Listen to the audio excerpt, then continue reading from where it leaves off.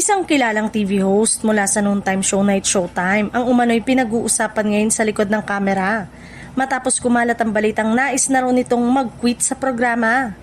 Ayon sa ilang impormante, matagal na umanong kinikimkim ng naturang host ang pagnanais na magpahinga o tuluyan ng umalis.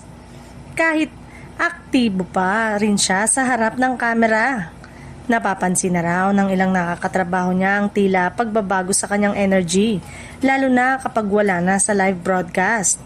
Isa sa mga sinasabing dahilan ay ang patuloy na pagdami ng host sa show, na nagiging sanhi umano ng mas limitadong exposure para sa ilan.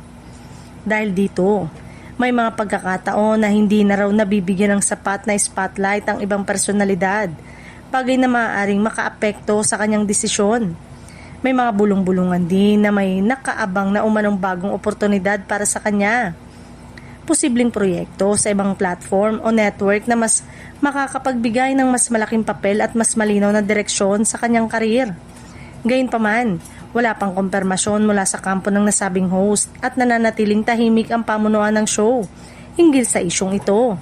Sa ngayon, nananatili muna itong isang blind item na pinag-uusapan online. Sa kabila ng lahat, patuloy pa rin sinusubaybayan ng mga manonood ang mga susunod na kaganapan kung sakaling magkatotoo ang balitang ito. Siguradong magiging malaking usapin nito sa mundo ng showbiz at ikagugulat ng maraming tagahanga.